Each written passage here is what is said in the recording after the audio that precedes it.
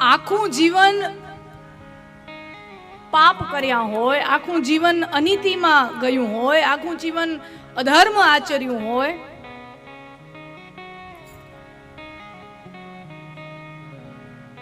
અને છતાંય છેલ્લી ઘડીએ રામ નામ કે શિવ નામ કાને પડી જાય તો જીવનો ઉદ્ધાર થઈ જાય. હવે આવા દ્રષ્ટાંતો આપણા પુરાણોમાં આવે છે, આ શૈલી છે. ભાગવતમાં પણ આવા ધુંધુકારી ને એ તમે દ્રષ્ટાંતો સાંભળ્યા હોય. ગોકર્ણની કથા છે. ધુંધુકારી અતિ પાપી જીવ છે. ધુંધલી પેટે પાટા બાંધે છે ને એવી રીતે પોતે ગર્ભવતી છે એવો ડોળ કરે છે, અને પછી એ કથા આપ સૌ જાણો છો. તો એ કથામાં પણ આપણને એવા દ્રષ્ટાંત મળે. આના પછી જે શિવ મહાત્મયની અંદર બીજું પણ એક ઉદાહરણ છે.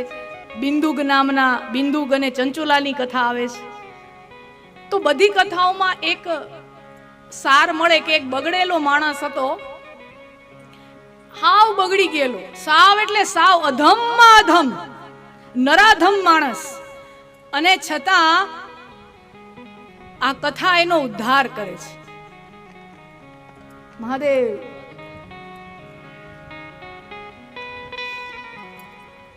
તો આને આપણે કઈ રીતે સમજવું? ભાષાઓમાં કહેવતો બહુ સરસ આવે, ખબર છે ને? ઘણા લોકો વાત વાતમાં કહેવતો બહુ સારી બોલે. અમુક લોકો પાસે કહેવતોનો વૈભવ હોય. જ્યાં જે ઠેકાણે જે ફીટ બેસે એ એવી ઠેકાણે અચાનક જ એને ઉગે, તરત જ બોલે, અને ઈ બહુ મજા આવે એવા માણસો હારે વાતો કરવાની. વાત વાતમાં જે કહેવતો ઈ વૈભવ છે. જેમ લોક ભાષામાં કહેવતો હોય, મુહાવરા હોય, એવી રીતે સંસ્કૃત ભાષાની અંદર, સંસ્કૃત વ્યાકરણમાં એના માટે શબ્દ વપરાય છે ન્યાય. તો આવા જ્યારે કથાઓ સાંભળીએ, આવા જ્યારે દ્રષ્ટાંતો સાંભળીએ, તો એને કૈમુતિક ન્યાય પ્રમાણે સાંભળવા જોઈએ. હવે આ કૈમુતિક ન્યાય એટલે શું? સીધું સરળ, તમને સરળમાં સરળ હું કરતી જાઉં, જે પણ આવશે બધું સરળમાં સરળ કરતી જઈશ. કૈમુતિક ન્યાય એટલે બીજું કાંઈ નહીં. સંસ્કૃતમાં એના માટેનો શબ્દ છે કે જો આટલું મોટું કામ થઈ જાય તો અમારું કામ તો નાનકડું છે, આ તો થઈ જ જાય ને, એને કહેવાય કૈમુતિક ન્યાય. ટૂંકમાં આટલું બધું થઈ ગયું તો આટલું તો થઈ જ જાય, એને કહેવાય કૈમુતિક ન્યાય. તો આવડા પાપી લોકો જો ઉદ્ધાર પામી ગયા, આવડા પાપી લોકો જો મૃત્યુ સુધારી ગયા, તો અમે તો હજી એટલા પાપ નથી કર્યા, તો અમે તો એટલા તો નથી જ કર્યા. હા, પછી એનો પછી આમ ગલત ફાયદો ન લઈ લેવાય કે હજી એટલા કર્યા નથી ને તો હજી થોડાક કરી.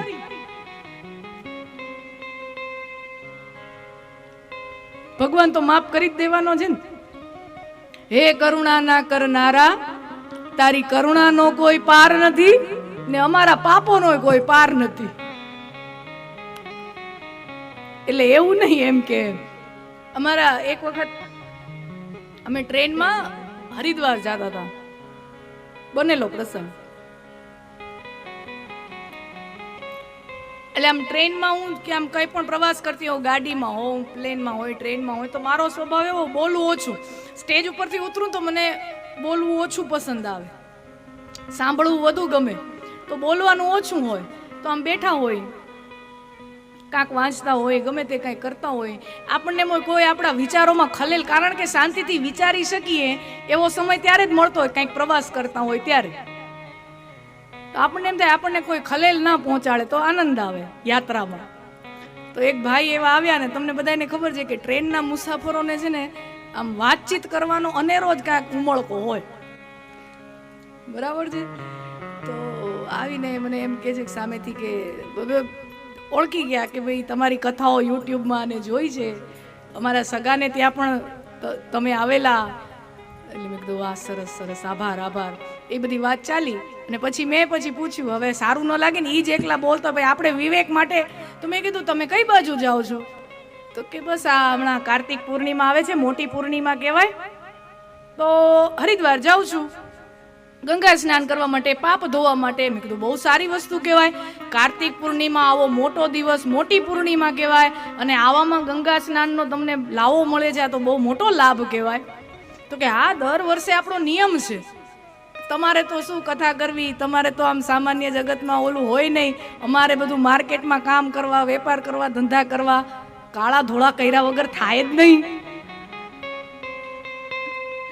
કાળા ધોળા કર્યા વગર અમારે તો હાલે જ નહીં. એટલે વર્ષમાં પાપ થતા રહેતા હોય ને વર્ષને અંતે ધોઈ આવીએ એકી હામટા. મેં કીધું વાહ, સરસ સરસ, આપણે તો બીજું શું બોલીએ. પછી એમાં એવું થયું કે મેં જોયું ઓલો ટીસી આવે ચેક કરવા ટિકિટ. ઓલા ટીસી જ્યાં બાજુની બે ઓલા સીટો મૂકીને ઓલી પાસે હતો, ત્યાં જોઈને મને કે બેન તમે અહીંયા જ બેસો છો ને, મારી બેગ ને બધું અહીંયા છે, હું થોડીક વારમાં આવું. એટલે હું તો કઈ સમજી નહીં. એ ભાઈ ગયા, ટિકિટ ચેકર આવ્યો, અમારી બધાની ટિકિટ જોઈ, એમ ઓલા સીટો મૂકીને ઓલી પાસે હતો, ત્યાં જોઈને મને કે બેન તમે અહીંયા જ બેસો છો ને, મારી બેગ ને બધું અહીંયા છે, હું થોડીક વારમાં આવું. એટલે હું તો કઈ સમજી નહીં. એ ભાઈ ગયા, ટિકિટ ચેકર આવ્યો, અમારી બધાની ટિકિટ જોઈ, એમ કરીને બધો વયો ગયો. હવે થોડીક વાર વયો ગયો, ટિકિટ ચેકર વયો ગયો ને એની થોડીક વાર રહી, 10-15 મિનિટ રહીને ઓલા ભાઈ પાછા ગોઠવાઈ ગયા બાજુમાં. એટલે મને સમજાણું નહીં કે ટીસી આવ્યો ત્યારે ભાઈ ગાયબ, ટીસી ગાયબ તો ભાઈ પ્રગટ થઈ ગયા, સમજાણું નહીં. પછી મેં કીધું તમે ગયા તા ક્યાં? તો કે તમારી આમે ક્યાં જ ખોટું બોલવું, લ્યો ને હરિદ્વાર જાઓ છો પણ મેં ટિકિટ લીધી નથી, મેં ટિકિટ નથી લીધી. મેં કીધું પાપ ધોવા જાઓ છો, ગંગા સ્નાન કરવા જાઓ છો, કાર્તિક પૂર્ણિમાના ગંગા સ્નાન કરવા જાઓ છો ને એમાં ટિકિટ નથી લીધી? તો કે આવડા પાપ કર્યા, એમાં એક વધુ, બધું હારે ધોઈ આવશું, બધું એકી હામટે ધોઈ આવશું, 60 ભેરી 62.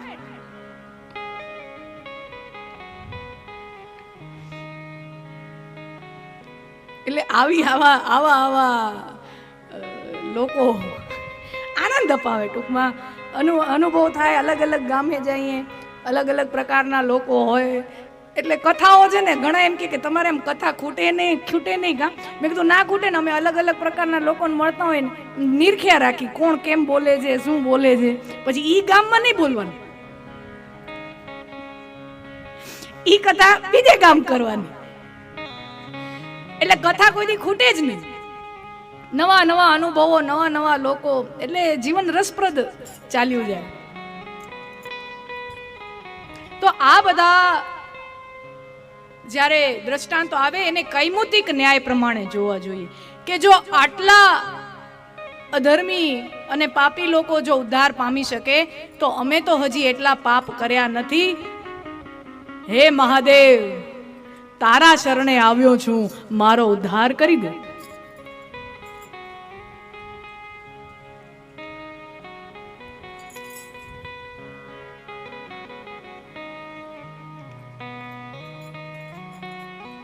આવો જ એક બીજું શિવ પુરાણનું મહાત્મય સમજાવતો એક બીજો દ્રષ્ટાંત છે, ટૂંકમાં કહી અને આપણે આગળ વધી. બાસ્કલ નામનું ગામ, અને એમાં બિંદુગ નામનો બ્રાહ્મણ છે ને એની પત્ની ચંચુલા છે. ચંચુલા ખૂબ સારા સ્વભાવની છે, ધર્મ ભાવ વાળી છે, પૂજા પાઠ કરનારી સંસ્કારી સ્ત્રી છે. અને એનો પતિ એટલો જ ખરાબ સ્વભાવનો, એટલો જ અધર્મી અને એટલો જ પાપ આચરનારો.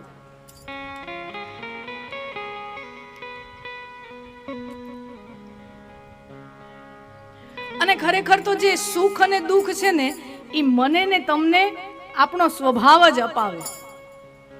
આપણું સુખ આપણને જેટલું, આપણો સ્વભાવ આપણને જેટલો સુખી કરી શકે એટલી દુનિયાની બીજી કોઈ તાકાત આપણને સુખી ન કરી શકે.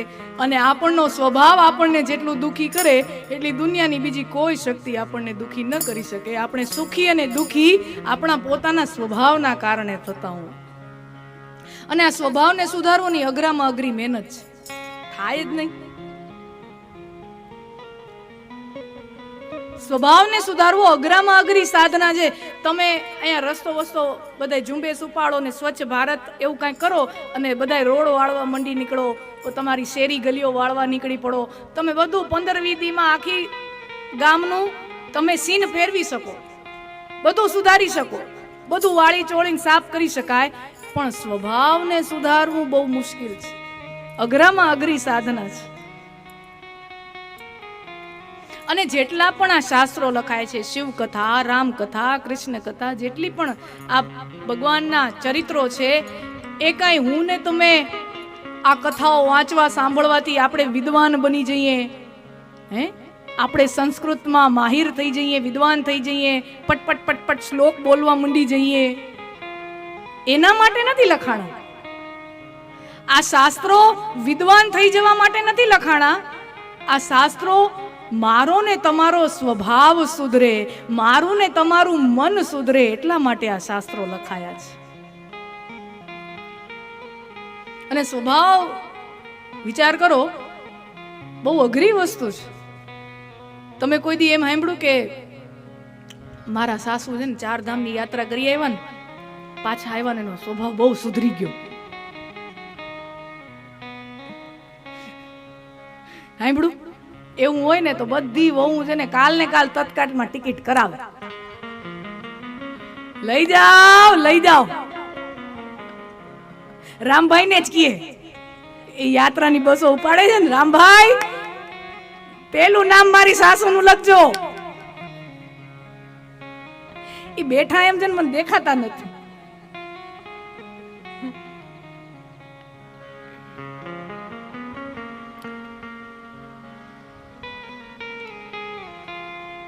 ઉતરેના હાથીથી ચિત્રમાં મહાવત, ઉતરેના હાથીથી ચિત્રમાં મહાવત, જોબન શીશ ચડ્યો ઈ ચડ્યો, મરડાય નહીં મૃતિકા ઘટકો, કુંભકારે ઘાટ ઘડ્યો ઈ ઘડ્યો, અને બદલે નહીં બીટ બિલોર તણો, બદલે નહીં બીટ બિલોર તણો, એને જાતિ રંગ ચડ્યો ઈ ચડ્યો, અને કવિ દિન સુધી દલપત કહે, જેનો જાતિ સ્વભાવ પડ્યો ઈ પડ્યો. જન્મ સાથે જે સ્વભાવ આપણને મળે છે એ પડી ગયો. પછી નથી કે આપણે એમ કહેતા કે લાકડા ભેગું જાહે, હવે લાકડા ભેગું બળશે, બાકી આમાં હવે ફેરફાર આવશે નહીં.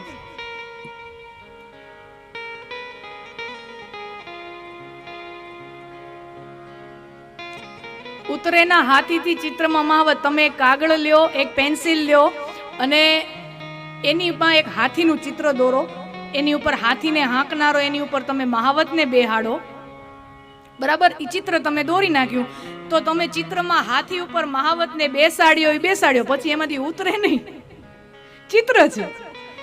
કાં તો તમે ચિત્ર ભૂસી નાખો કે કાગળ ફાળી નાખો તો અલગ વસ્તુ છે, બાકી ચડ્યો ઈ ચડ્યો, પછી હેઠો ન ઉતરે.